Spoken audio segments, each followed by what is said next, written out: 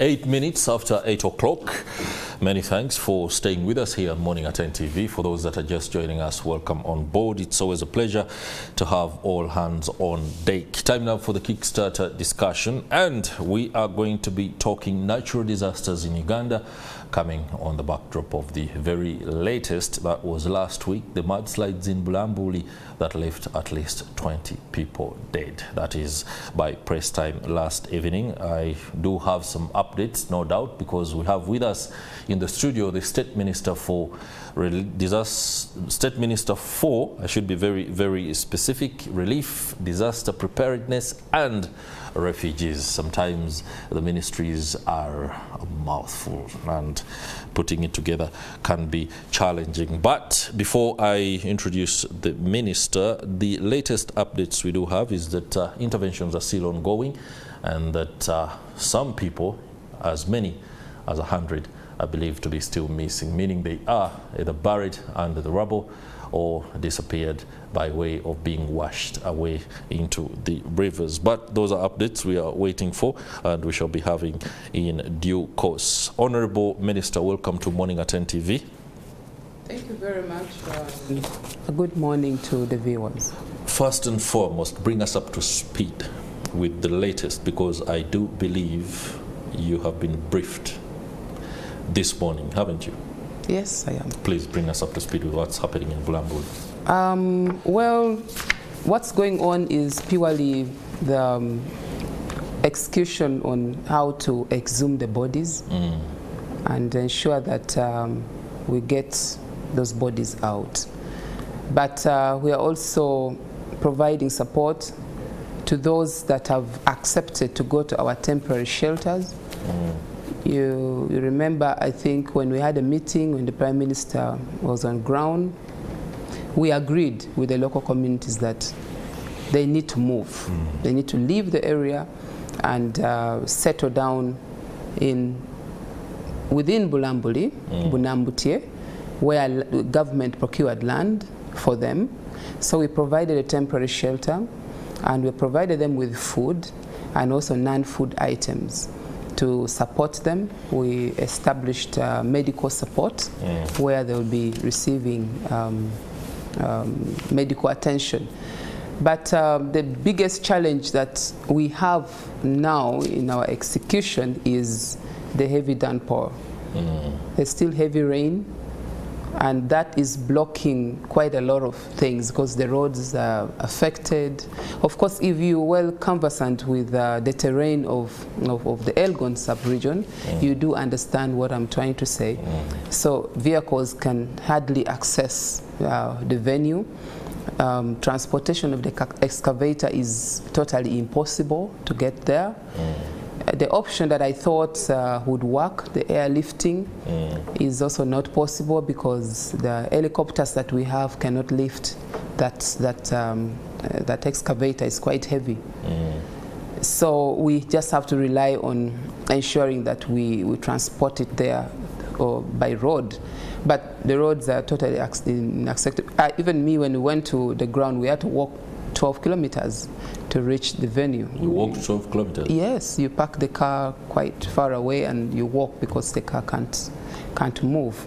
So we are trying our best. I want to thank the Army because those are our frontline people who are supporting us with exhuming those bodies and ensuring that we support the community that is affected. And we have over 300 soldiers who are supporting us. So we are now using the manual tools, the hand tools, because the machines cannot be transported there. So by this morning, that was the update that I was given. Okay. Well, allow me, you spoke about people accepting to move to the area where government has designated for settlement as other interventions are being put in place. When you say accepting, it means there's a little bit of a rejection of the idea by the locals. Yeah, of course. Why is that so? They must be having a reason as to why they don't want. You know, we have been in this struggle for quite a long time. You remember when the first landslide occurred, government intervened with an option of relocating people to Kiriandongo, where land was procured, houses were constructed, and people were, transported to stay there. But most of them kept on returning one by one, and they had all the sentiments of, this is our place, and the cultural norms, and others were resistant on moving because they feel this season is when they're doing their cultural, That is right. So there were those multi-practices that were hindering them to move. But at least I'm happy that we are speaking the same language now with most of the leaders. I wouldn't say all, but at least most of the leaders agree, and also the community have expressed now interest. Because when we told them the vehicles are here, they are parked down there, move immediately to the vehicle. We have to move. We are going to sort out the issues of those who are already been verified, the issues of compensation. I don't know if you're aware that Cabinet passed a mode of resettlement package that we give 17 million shillings to those who are within the disaster-prone area to resettle in the land. So government procured land, and each household is meant to be given 2 acres of land with 17 million shillings for them to construct. That is what the president directed, and that is what we have been implementing. Quite a number of them are already settled from Bududa, already settled in Bulambuli district. Fortunately, this land is in Bulambuli district, in Bunambutie. So it's quite easy for those who are affected in Bulambuli district, within Bulambuli, because this landslide occurred. They relocate to a nearby. So it's a nearby place for them. So that is what we are mainly trying to do. I am also happy that the president has directed that the Ministry of Finance expedite the process of financing this entire strategy of relocating people who are there once and for all.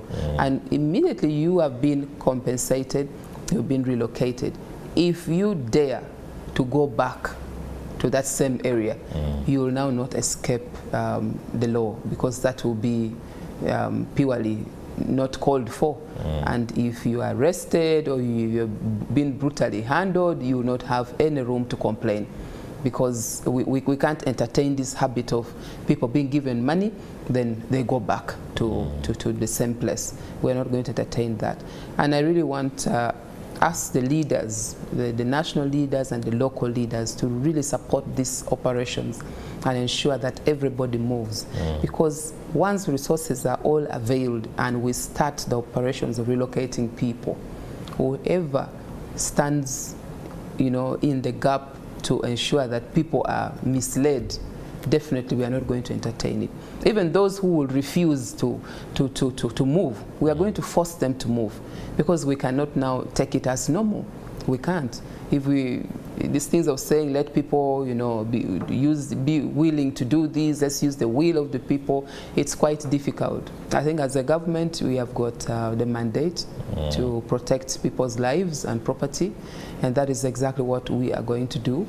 And I just pray that we speak the same language. Okay, it's important, of course, in the execution of that mandate to understand the underlying sentiment that many communities do hold on to. Very sentimental, especially when it comes to cultural aspects and ownership mechanisms. And that is why I should be asking the question that relocating people from Elgon ranges to Kiriandongo was a bit extreme, especially in terms of distance.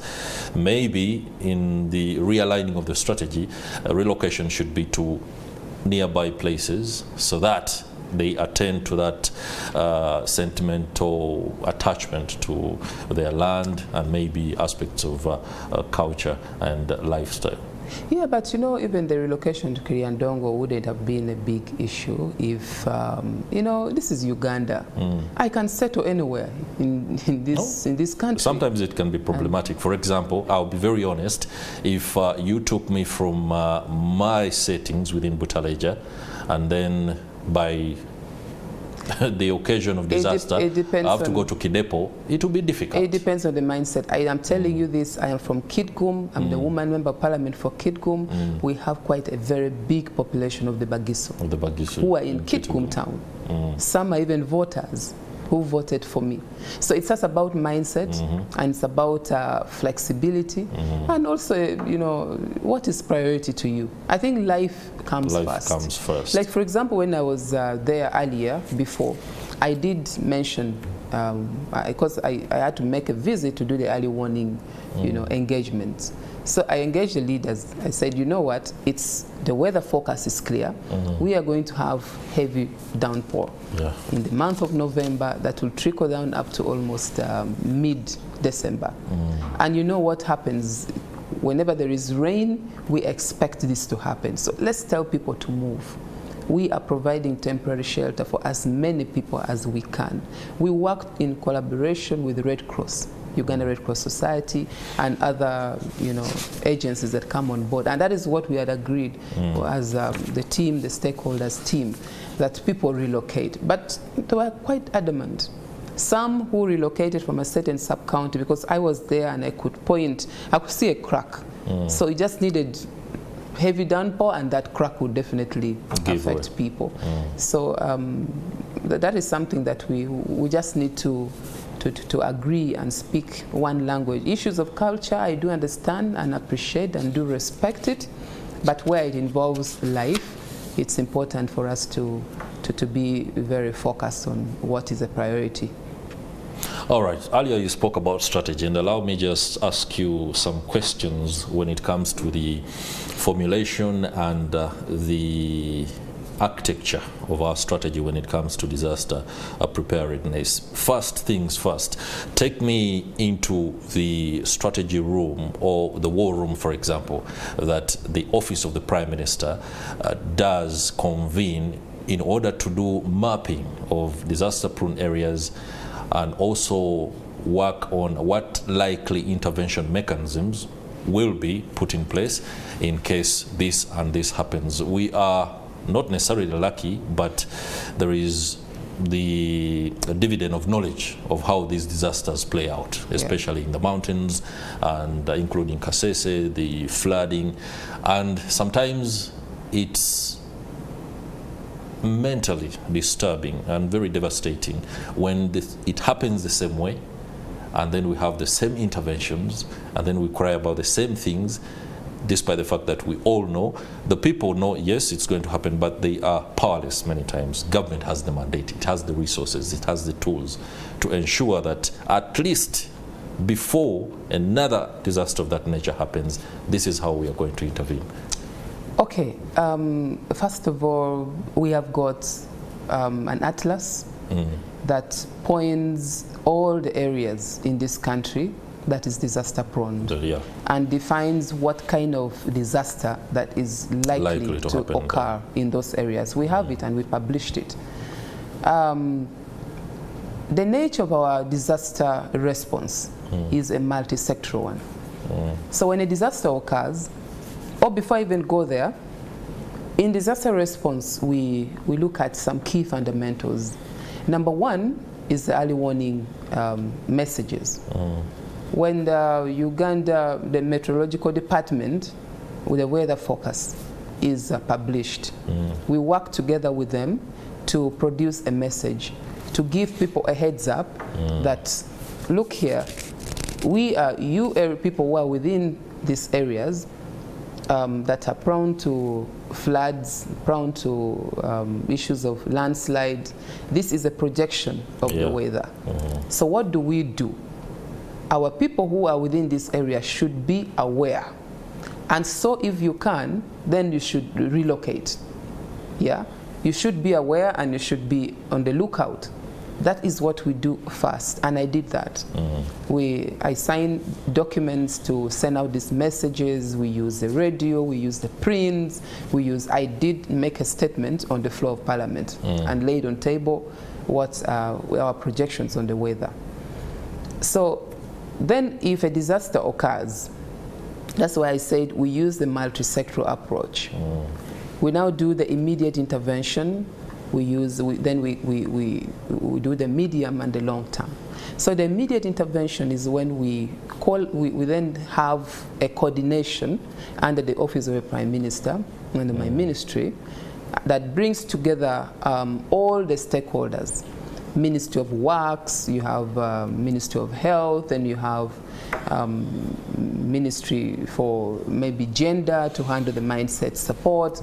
We have Uganda Red Cross Society, we bring other UN agencies, and all these stakeholders. Then we put resources together, we put the manpower together, and of course not forgetting the most important arm that supports our response on immediate support is the military, the army, because we have a docket called NECOC that is headed by a general.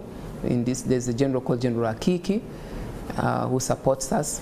So he's supposed to coordinate us, the coordination with the army, to ensure that we have manpower to support, just like we are doing now in Bulambuli. And also, if you realized when the landfill collapsed in Chites, still it was the military that came on board to support us. So that is how we coordinate our intervention. So the immediate interventions includes relocation, relocating people, includes supporting them with food, giving them things like blankets and the non-food items, and supporting them in terms of psychological support. We have officials from gender that will talk to them. And then, of course, the medium term now is looking at what do we do to ensure that people are safe. And then, of course, the long term. But all these things must be facilitated by a proper budgeting that looks at also procurement of proper equipments, and also looks at training of our people. But for the training, we have done quite well on the training. We also have the disaster risk management policy. Now, this policy is a very good policy that stipulates the interventions, which is decentralized. So if we know that the Elgon sub-region has got issues to do with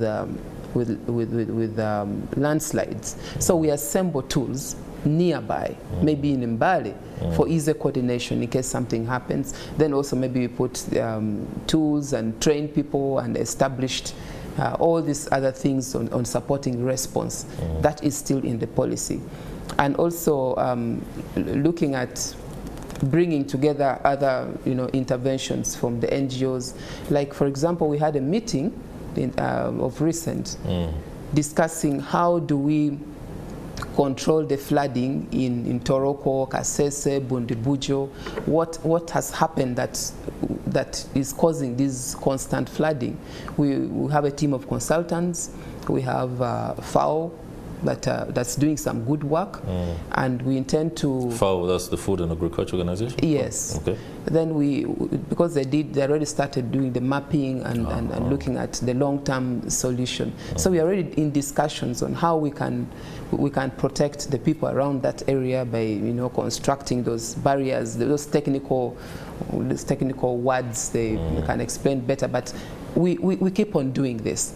But the main thing that we need to note is that some of these disasters that are too rampant is because of human nature. Human activities. How the people have eroded the environment. For example, the flooding, if we cut all the trees, so what happens? We just need to understand that nature is nature. There are those that are natural disasters, but there are those that are man-made, that we can avoid it by doing the right thing. Okay, you do when you say that. Of course, I understand and I perfectly agree that human activity is very responsible for some of the erosion and the vulnerability, especially when it comes to topography. But we have seen incidents where ministries, government agencies, and even government officials are part and parcel of these schemes that are responsible for deforestation, and they go scot-free. Of course, that is wrong. That's absolutely wrong, and I cannot condone that. If you're a government official, any Ugandan, it's wrong. It's absolutely very, very wrong. And really, our community should take on that advocacy and point out if Lillian is doing that, then we should whistleblow and bring Lillian to books. You know, sometimes when you say somebody goes scot-free, it's because there's no enough evidence to, you know, to pin somebody and have the law handle somebody. You can't end at Lillian, we have heard Lillian did this, but there is no, you know, evidence that's attached to that. I mean, many of you as government officials, you have so much power that you can, for example, block a community from seeking evidence. If you are encroaching on a particular piece of land, and either you are refilling a swamp, and then that of course has its problems when it comes to diversion of the water flow. When people come, the local communities say something, a minister, a general brings the army, and no one is allowed access to even gather evidence. So what do you want the people to do? Okay, just to go on record is that no one is above the law. Okay. And no one absolutely is above the law. All right. Honorable, we are approaching the bottom of the hour, 8:30. We're going for a break. When we return, I'm going to ask that you put the Uganda People's Defense Forces on the spot. We do appreciate, as a country, the interventions that soldiers do, but we've been a peacetime nation for a long time, and the Army takes up a lot of resources.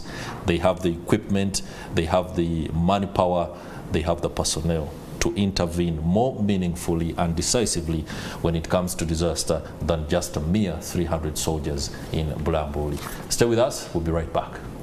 Welcome back. I'm glad you're still with us. We are talking natural disasters and disaster preparedness for Uganda as a country, and how best we can be able to resolve what is a long-standing challenge when it comes to disaster striking. Now, across the world, there is a lot that is happening. We've seen flooding in Spain, we've seen fires, and many times government officials are comfortable to say this is what is happening across the globe. It is not unique to Uganda, but despite the fact that it is not unique, the circumstances and how things roll out are peculiar. We do understand our conditions, we understand our topography. That means we can be able to craft a specific way or a specific response mechanism to fit our standards here. But we have with us the State Minister for Relief, Disaster Preparedness and Refugees, Honorable Lillian Aber, who is updating us on what's happening in terms of interventions in Bulambuli, but also exactly how this preparedness is structured. Honorable, before we went for the break, I had put you on the spot to put the Uganda People's Defense Forces under a little bit more pressure. I don't know how that is going to happen, whether it will be a note of instruction, whether it will be a prayer to the president. Across the world, militaries are very, very instrumental when it comes to interventions when disaster has struck. Now, we must agree that the Uganda People's Defense Forces does a good job, but as a country, we have been at peace for a long time. Yet investments into the military are burgeoning, and every budget that comes up, unclassified expenditure, is humongous. We want to see more from the Uganda People's Defense Forces, not only because we are not at war, but the military is very equipped to handle these aspects, including disasters, both mentally, physically, but also as an organization. How is this going to happen? Are you going to pray to the president, or are you going to instruct the multi-agency intervention committee to begin to work towards a strategy that has the military at the front? First of all, I think I'm one person who is very grateful to the military. And when you say bagging budget, and we should actually increase more, because that is the real strength of every country. You cannot play around with the funding for your security. You cannot. And a lot of things, you know, go on that you don't see. The local people can only see the relevance of this funding when there is war, just like you stated that there is no war, we are at peace. So in other words, insinuating there shouldn't have been... No, we should be seeing more of the Uganda People's Defense Forces. Let me tell you one thing, Honorable Minister, 300 soldiers in Bulambuli right now. is insufficient. I'm coming there. We can even, I'm sure, even if we want 1,000 soldiers, they will come. I have never, as a line minister, I actually want to thank the CDF, General Moses Kainerugaba, for his, first of all, rapid response and his overwhelming support. Whenever a disaster occurs, the instruction goes down there. We ask for a certain number. We cannot ask for 1 million soldiers to come to Bulambuli. We ask for that number, and in case we see the response, we still need more numbers, then we will add. They have not refused to add manpower. General Don Nabasa, who is commanding operations there. Who is misassessing the situation? We have more than the first time the first day we had a meeting. We asked for at least 300 soldiers, but I can tell you, as of yesterday, they had added more 200 soldiers. Those are 500, and if we still want more, they will add. So we cannot complain about the military not responding. Not actually, for me, the strength of the disaster response, the support, lies in the hands of the military. When the disaster occurs, they're the ones on ground. And we have been working very well. Of course, also Red Cross supports our operations very well, and we collaborate. I think you know that part of our little funding we share with Uganda Red Cross Society. They also get support from the donors, the international communities here and there. So we collaborate, we work together. For me, what stands fundamental and what is very key in our disaster response is we need to do more deliberate support and preparations on ensuring that we procure the systems that can support the early warning systems that can support our monitoring of the earth movement, and also, procuring equipments that can support our response. If something happens, we have modern equipment, we are able to execute, maybe even saving lives faster than what we have now. Of course, those stands as a budgeting gap, but of course, we have competing priority areas, and I hope as a line ministry that we were able to get enough resources, and we fund such activities, and we fund our disaster risk management policy to the dot, and all shall be fine. But we cannot sit here and say we are going to stop disasters. No, we can't. We are not able to. We just, as a nation and as a people, but what we have to be deliberate on is we must be concerned about our environment. We must ensure that we do the right thing. You cannot fight with the nature. You cannot. If you fight nature, nature will fight back and will be rapid. So we just have to pick lessons and ensure that we practice the right behaviors and ensure that we save our environment. Okay, we are nearing the bend of our discussion. I would like to ask about the challenges. I know you're going to tell us about funds and resources. I want to put that resource question out of the picture and look at maybe empowering communities a little bit more. There's also the possibility, and this is, I love to share these ideas, maybe once in a while they can be taken on, establishing tactical response centers. Now, Mbale alone has... That is already captured in the disaster risk management policy. It is? Yes. I did put my input We already have it. And so this tactical response center, why am I saying this? Mbale has all the advantages. It's already an established metropolis. It has Bugema Barracks. The military, of course, is there.